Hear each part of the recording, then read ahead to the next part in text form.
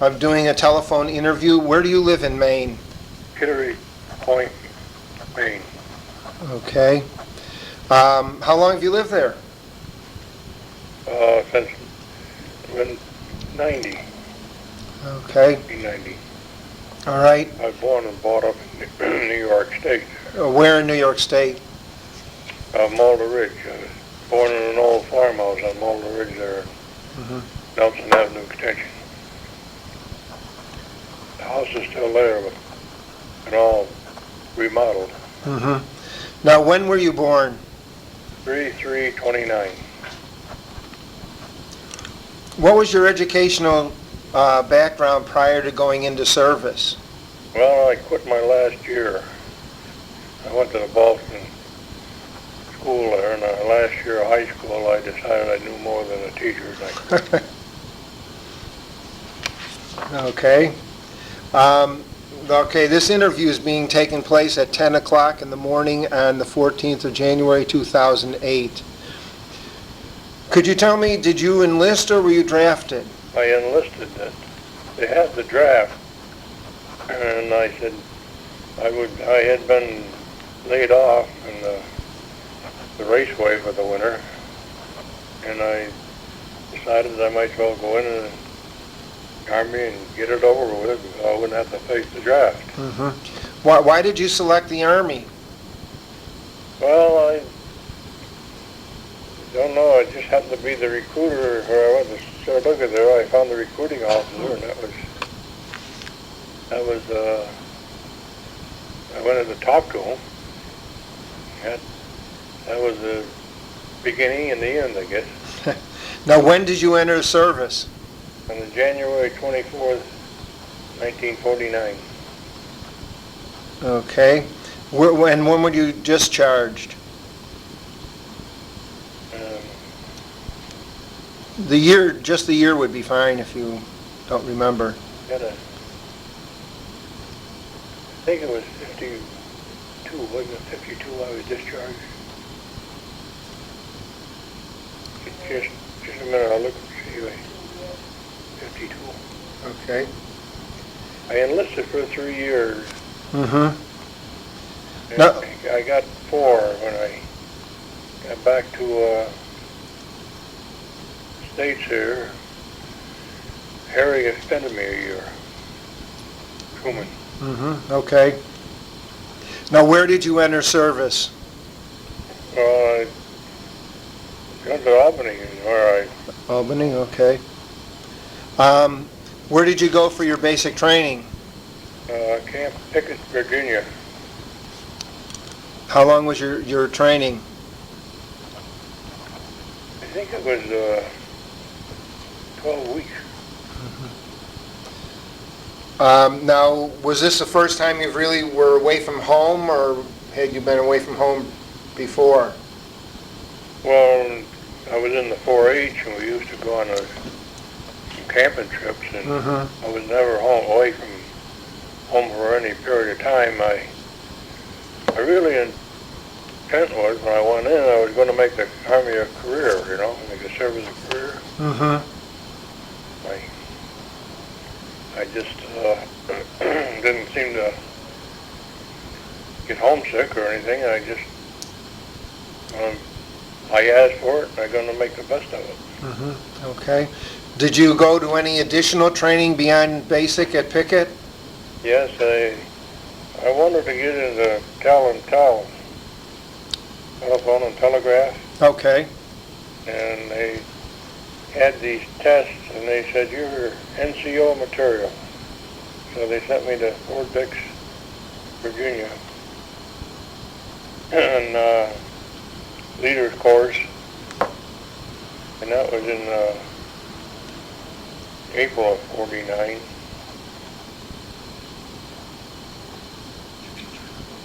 And I graduated from that. And then they assigned me to the 39th Infantry Regiment in Fort Dix there.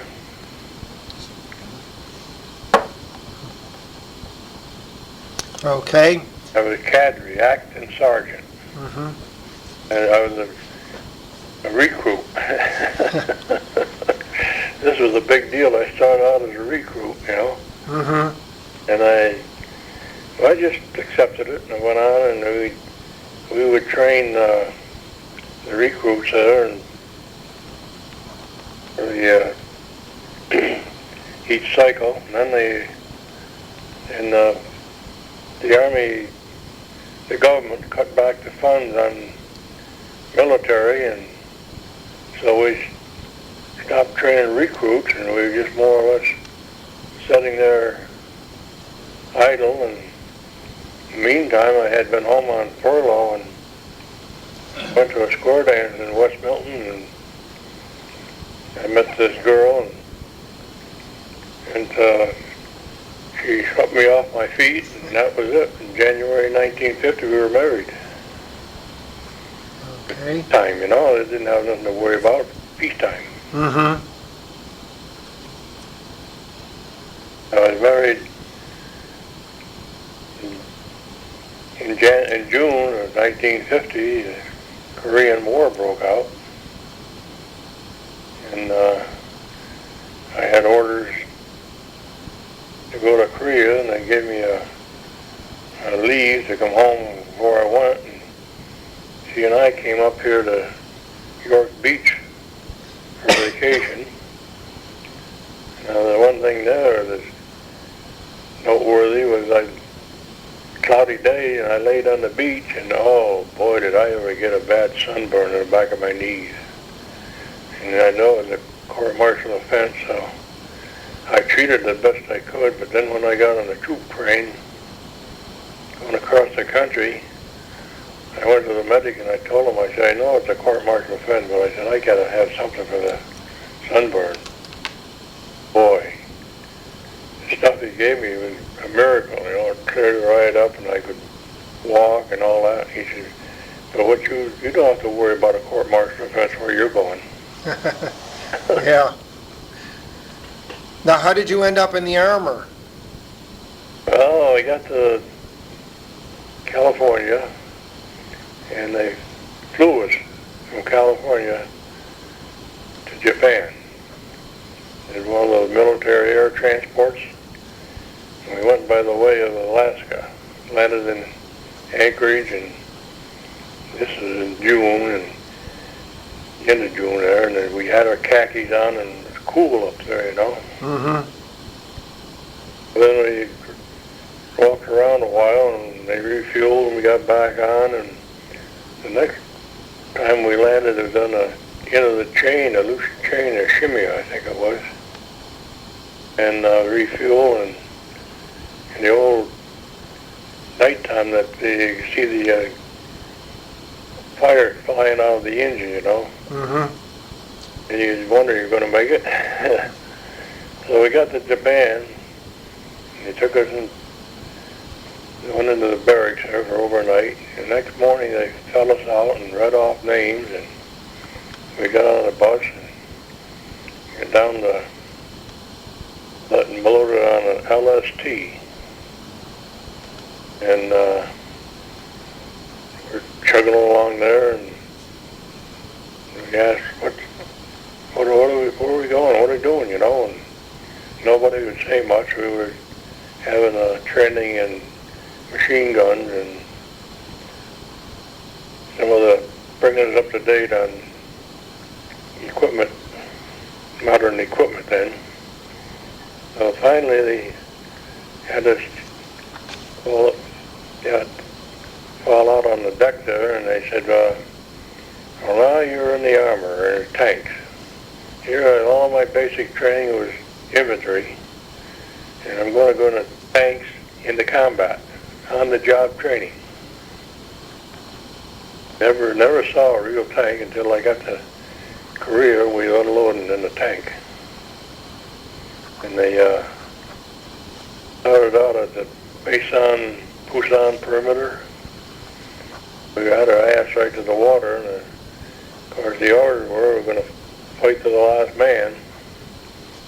That's when we were a bastard battalion, 92nd Tank Battalion to start with. and it became the 89th Tank Battalion.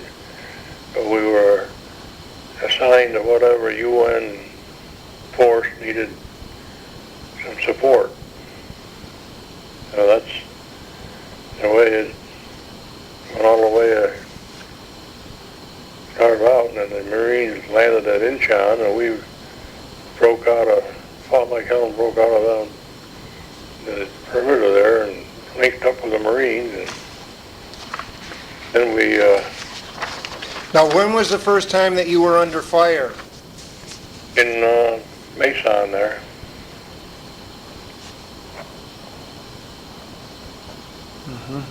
Where we were at there before we were in combat, I could hear a truck coming in at nighttime, and I asked somebody what they were, they bringing us supplies or what? And he said, no, he says, they bringing back the dead. So, curious me, I went over and I climbed up on the back of the truck and looked in, and it looked like cordwood in there, you could see his boots, feet sticking up, That's when I said, well, this is for real. And you kill or be killed. That was the impression I got. And while we were there, they had us make out our next of kin, bring them up to date and all that.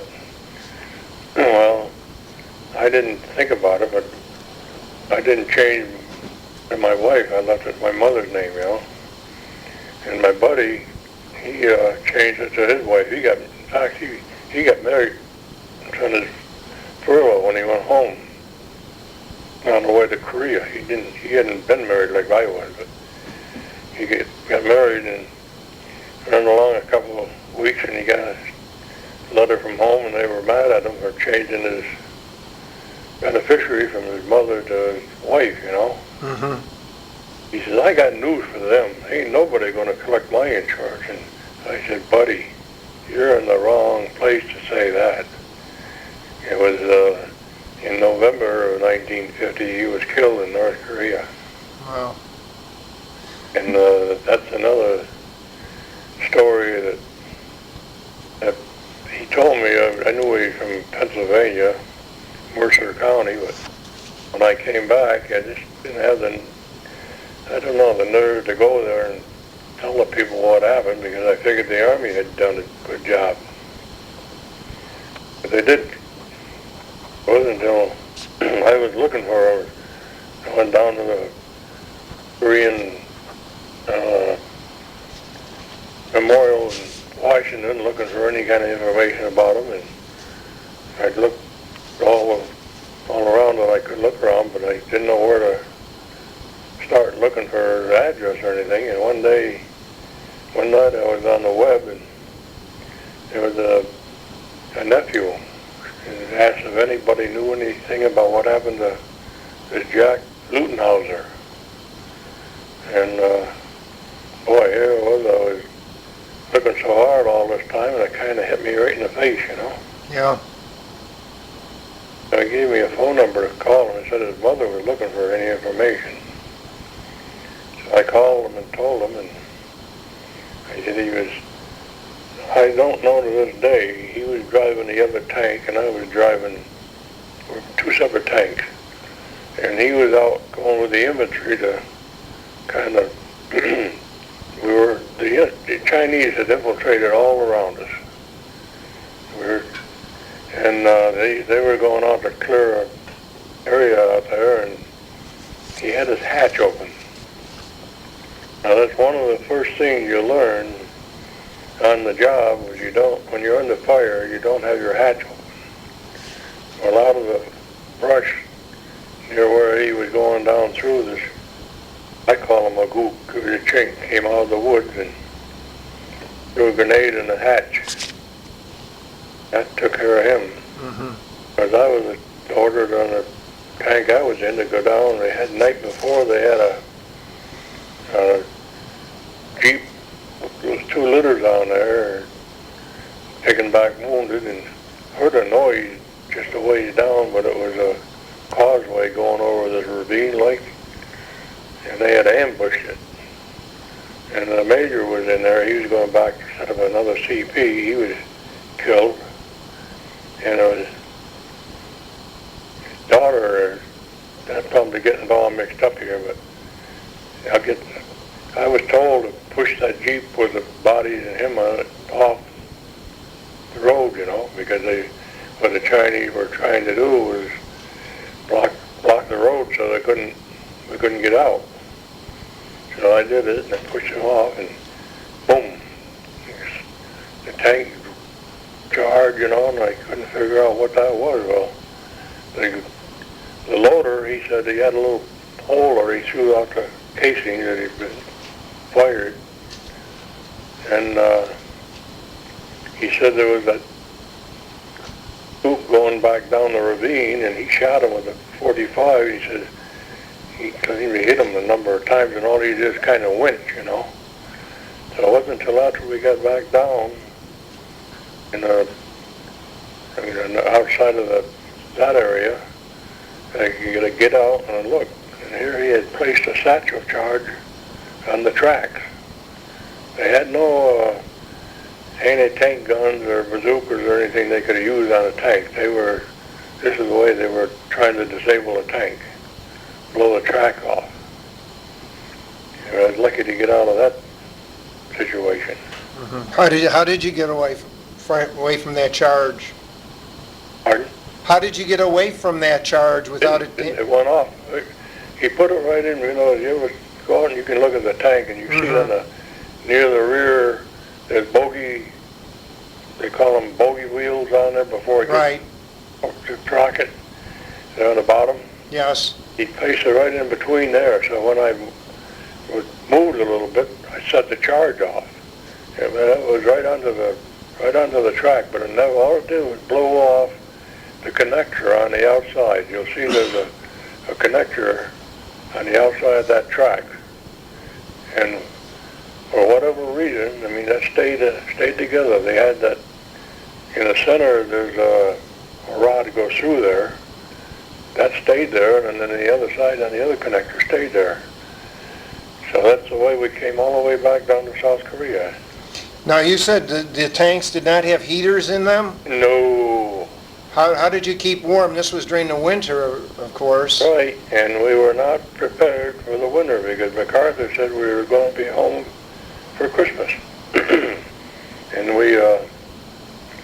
they're agreeing the upper echelon doesn't know what's going on down on the lower level or won't listen, because we were capturing Chinese all the way up through. When we left Pyongyang, we were going up through there and capturing Chinese, and they were trying to inform them that they were coming in, you know, the Chinese, and MacArthur said, they are going to come in. And so all they did was made a big trap for us.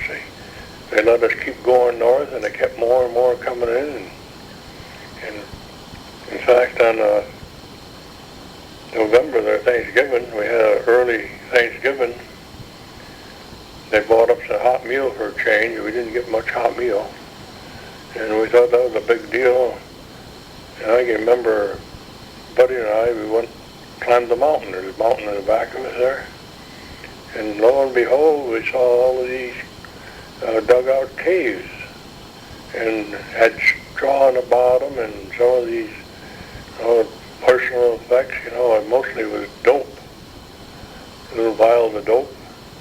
And we didn't know. 20 years old, what do you know? And we just didn't go up over the top of the mountain, but we come back down, and lo and behold, that was what the hell they were doing. They were all like infested around that area, you know. Mm-hmm. So when, you know, just getting back to the clothes, we overran a supply depot. They had all the insulated vests and pants. They were Chinese gear for winter. Yes. So I took off my fatigues and put them on. You didn't want to put them on the outside because you got out of the tank, they'd shoot you. And that's all I had, but didn't have nothing for the feet or hands. And we were on the west coast. We weren't on the Pusan Reservoir stuff, but we had every bit as cold and miserable weather. And I froze my hands and feet. So they, Did you have frostbite? yeah. Mm-hmm. And it just, talk about miscommunications, and MacArthur, he wanted to drop the atom bomb in China, and that's when Harry fired him, I guess. Mm-hmm. What did you think of MacArthur as a general? Not very much, after what I'd been through. Mm-hmm. He was too overconfident and cocky. You think he should have been replaced then? Oh, he should have been replaced long before. He'd outlived his usefulness. I mean, that was a smart move he made of going into Incheon, but then when he went over on the East Coast and the Marines and the Army landed over there in the Pusan Reservoir, that was a blunder. Well, we thought we were going to stop at the 38th, We got there, we recaptured Seoul, and we were rolling along, and well, we just got to go to the 38th. Roll right on and into Pyongyang. There's a buddy of mine, he lives in Nashua here. He was in the same outfit. He looking on the web one night for anybody that was there in 1950. So we conversed back and forth now, and he, in fact, he was on the ship there when they told us we were in the tanks. Mm-hmm. He said, "No, I'm in infantry." "No, you're not. You're in the tanks now." No. It's just, that's the Army for you. And once you're, like I said about my buddy there, when he was killed, they couldn't use him no more. He was nothing. His family never got any kind of information onto him. And his sister and her husband came up here and visited, and I told them what little I knew. As far as I knew, I thought they took his body out and left it there in North Korea, Mm-hmm. And I couldn't help but remember seeing the casualties piled up along the side of the road, and they didn't. I don't know how they could have stopped and picked them up. Maybe they did. I don't know.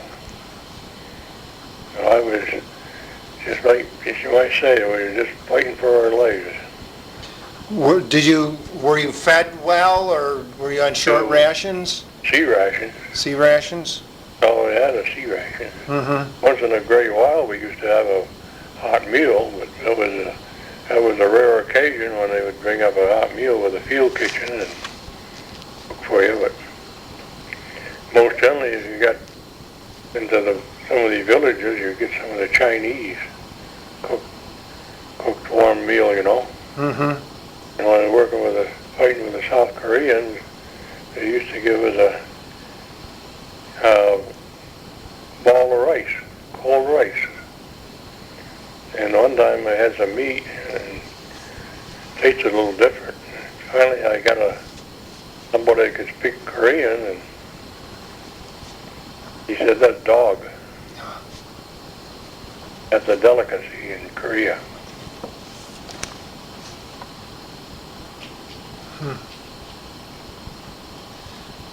Okay, were you kept supplied with ammunition? Yeah, they would come up and fuel us up and load us with ammo.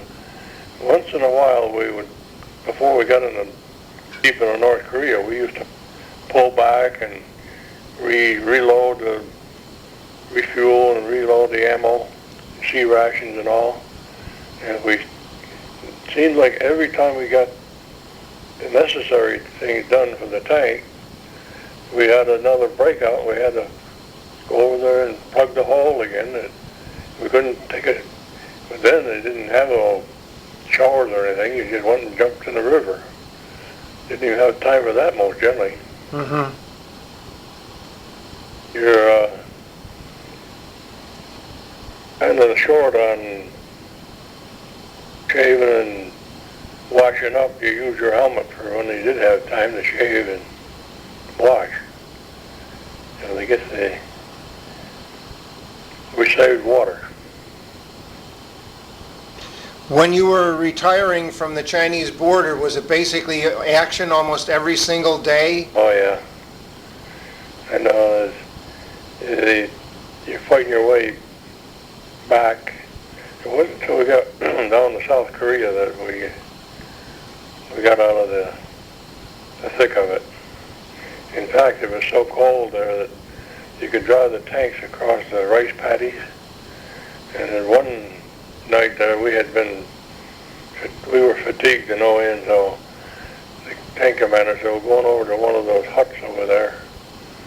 And drove over, and where the family lived there was gone to we don't know, but they had it was a fire. You gotta see the layout of a Korean, one of those houses, the way they had like a dirt kitchen there, but they had on the side of it was a fire where they could build a fire, and the smoke and everything went underneath the floor. And it went out to where they vented it out on the other side. But the floor was always warm. And boy, I admired them for that, because we laid down there. We didn't care if school come or not. They could come and cut our throats and do anything they want. But boy, that was so comfortable, laying on that warm floor for the first time in I don't know how long, you know. Mm-hmm. Couldn't stretch out. We were setting up all the time. But I'll always remember that. Now they finally got that type of heat here in the United States, heating the floor. Mm-hmm, yes. How long did it take you from the Chinese border to when you stopped this? I lost track. Time didn't mean nothing. There was something about time over there. You just took it a day at a time, and I didn't have no calendar. We lost 3 tanks and everything. I mean, always lost personal possessions, so had no calendar or nothing, you know. Mm-hmm. And no, it's just the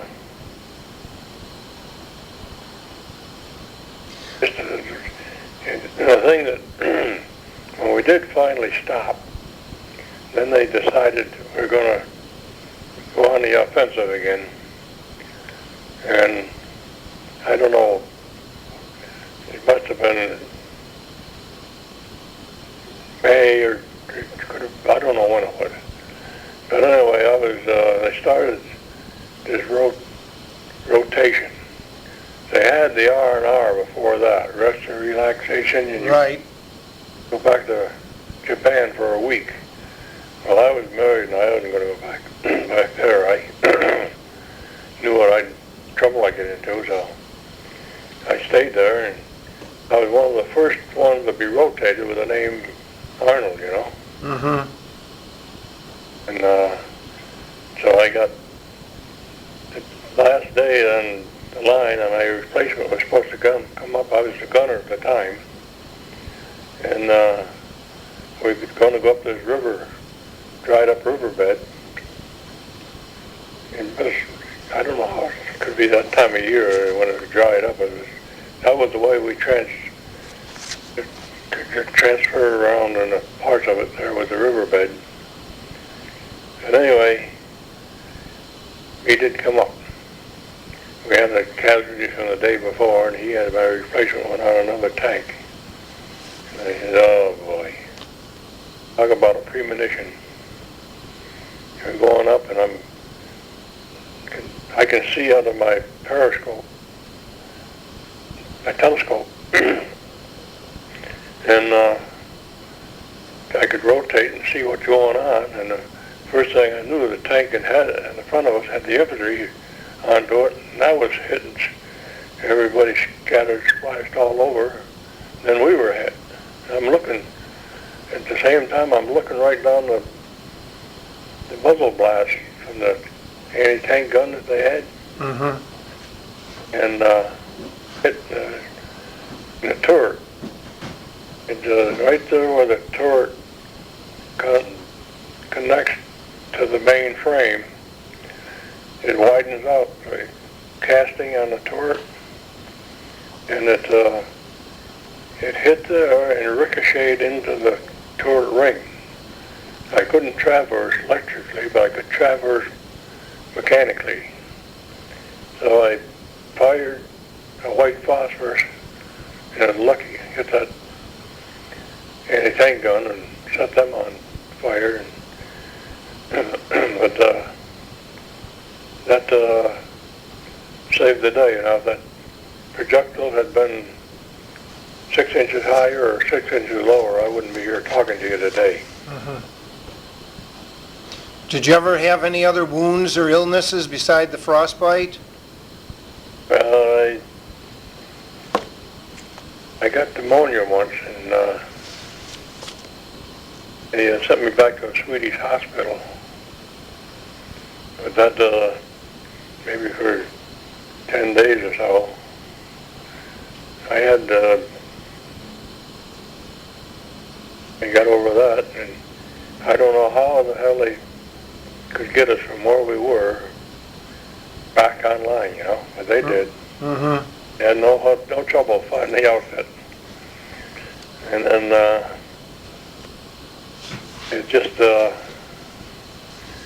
I had minor things, but nothing to be taken off the line for again. One time we had a tank got damaged there. We had to take it back for repair. So I figured rather than sleep on the ground, I'd sleep in the turret there. I'd stretch out my sleeping bag and lay right there in the turret. Well, I went to sleep. Next thing I know, I woke up and the tank was moving. I said, what's going on, you know? Couldn't quite get myself together. Pretty soon they stopped. And they were hollering on the outside of the tank, open up the hatch, open up the hatch. I mean, we were back in the hind lines then. I knew it was safe to do it, so I did. It was tank commander. They had chased the convoy, was going back, and he chased down the stopped who was towing the tank there, got me out, and back on the line I went. Well, how did you feel about the tank since you were assigned to them, how did you feel about the Shermans? Well, that's all we had later on when they came over with replacements. They came over with the M46s, newer ones, and we were getting replaced with them, and boy, they were their modern tank. The thing with the Shermans, they had a 76 millimeter cannon, and the Gooks had the 88 millimeter, that Russian T-34. Right. We were outgunned. But the only thing that saved our ass was that they didn't bore sight. I don't know if you know anything about bore sighting. No. That's where you have to keep your telescope, and you pick an object, say 3,000 yards out, and they put a crosshairs on the end of the cannon, and you synchronize the sight. You know, there's somebody looking through there, and I forgot exactly how you do it now, but that's the way you bore sighted it. It meant that the projectile would go that distance and hit dead on, you know. Now the Gooks, they didn't do that. They would waste too many rounds trying to locate us. And also the P-51, the Air Force, the Aussies, they had those P-51s, and boy, they come down and they attack those T-34s and take care of them before we had to tangle with them. You'd think sometimes they were going to get a drink of water when they came down so low, you know. Yeah. You you see them go down behind the mountain and zoom back up. Now, what was your opinion of your officers that were directly over you? And the only officer I saw was a second lieutenant, generally. He was a platoon officer, you know. He had 5 tanks. He was in charge of five tanks. That was the only officer I saw. Mm-hmm. The only time I saw an officer, well, we really pulled back or waiting for a replacement on equipment or something. And I see a few of them, but it was few and far between on the line there. And I'll say one thing, more than once I thank my lucky stars and stripes that I got signed to the tanks. Because if I'd have been infantry, I'd have been one of the first casualties they had over there, because they were getting killed off like flies. And in fact, they had taken the South Koreans and putting them in with the Americans. Can you imagine here you're trying to fight the North Koreans and you got to try to communicate with somebody who can't speak the language? What did you think of the South Koreans as an army? Well, they weren't much when I was there. They were disorganized and no morale. It just seemed to be demoralized, you know. Uh-huh. Now, how long were you in Korea? When did you end up leaving Korea? 11 months and 11 days. Wow. And that was almost all the time combat. We started getting replacements over there that were the reserves from the World War II. Mm-hmm. And they said that being in combat over there was worse than combat in Germany, because they used to get relieved once in a while, you know. Mm-hmm. Over there, we were that bastard battalion. We were under all the time someplace doing gunfighting, you know. Right. So you just accepted it. Just that's the way it was. You lived day at a time. Mm-hmm. Were there any experiences that stand out over others that you didn't tell us about? Well, one time we were pulled back and we were near a artillery battalion. And I was so sick of the tank, I decided I'm going to put up my pup tent and sleep up on the ground for a change, you know. So I went up on the hill, and there was a foxhole right near it. So I said, well, I'll put my pup tent here, and I need to jump in the foxhole. So I did. I'm laying there, and pretty soon there's an artillery rounds are coming in, you know. At that time, it was the North Koreans. They had an artillery barrage, and they were firing from but they were coming in. And I got up, getting out of my pup tent. I grabbed my 45. It's all the only sidearm arms we had with a 45. I took it, going to go into the foxhole, and there's two gooks sticks their head out to the hole. And I said, I cocked my 45. Don't shoot! We KP. There was the KP for the artillery. Mm-hmm. Oh boy, don't you think I didn't hightail it out there?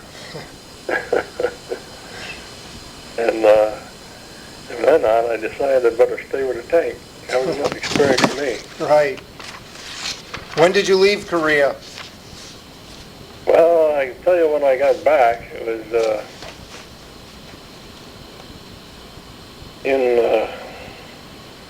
I don't remember for sure. It had to be sometime in June, because I got back around the 4th of July.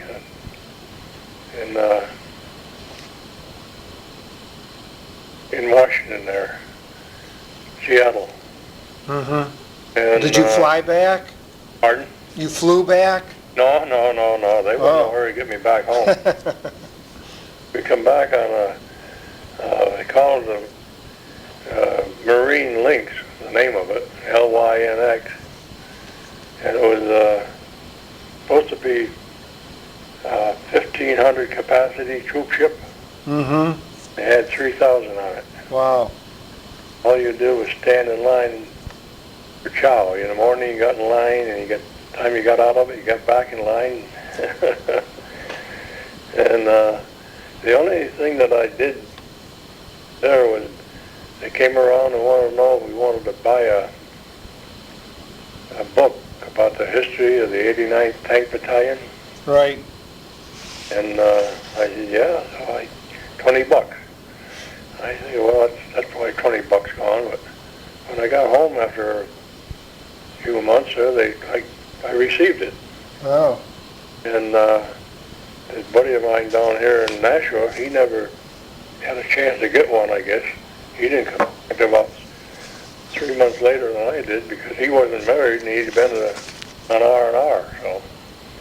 But anyway, he never got the book, and his daughter, she's a librarian for the University of New Hampshire. He said, oh, I'll get one of those.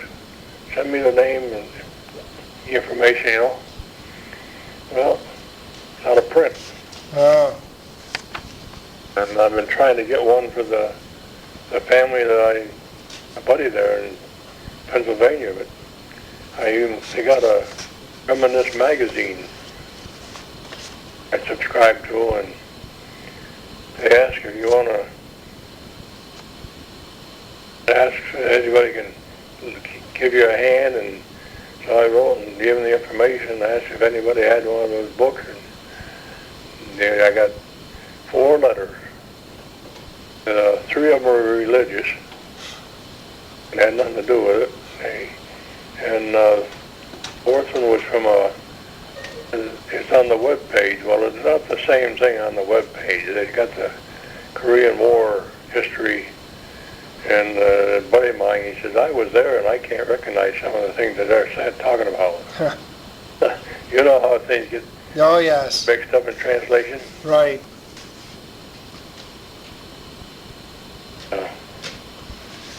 Now, where were you stationed after you got home? You were still in service for about another year, correct? Yeah, well, I was one of the first ones to get rotated back for combat experience. My first assignment was Fort Devens, Massachusetts. So I get over there after my leave. I had a 30-day leave. And they don't have no vacancy. Of course, I didn't know enough to go raise hell about it, you know. The Army, you did what you were told. Right. Those days. So they assigned me to Fort Belvoir, Virginia. I get down there, and lo and behold, there's no vacancy. I ended up in Fort Campbell, Kentucky, the Airborne Division. And that's where I served out the rest of my time with it, Fort Campbell. Mm-hmm. What did you do there? I was still in armor, but they wanted me to become a paratrooper. I said, well, you get a tank, drop out of that plane, I'll become a poopy trooper. Outside of that, I'm sticking to the ground. Now, was your wife able to go down there with you? Yes, she did. Mm-hmm. Okay. Now, when were you discharged? I know you said 1952. I guess that's okay. After you left the service, did you ever use the GI Bill? No, I kicked myself, but I was discharged in July of 52. Mm-hmm. They thought they did. They finally changed it. They cut our year extension to 6 months. So I got out earlier. Mm-hmm. Did you join any veterans organizations? No. My brother-in-law was in the VFW, and I went with him to a few meetings, and I was talking to the different GIs there, and They were telling me about all of their supposedly combat experiences and the souvenirs they had and everything. And my experience about souvenirs when we were getting sent back, rotated back to the States, we fell out in this double, and they said open ranks, and if you got any souvenirs, you want to throw them on the ground there, put them out in front of you. If you don't, and we catch you, you're going back on the line. Well, that, needless to say, there was no souvenirs coming home there. And then after I got home and talked to these different ones, and I come to the conclusion that's where they got their souvenirs. They were in the double. Uh-huh. Now, Needed the rare, we need them, I know that. But the idea of this going to that extreme was more than I could swallow. yeah. Now, what kind of work did you do after you left the service?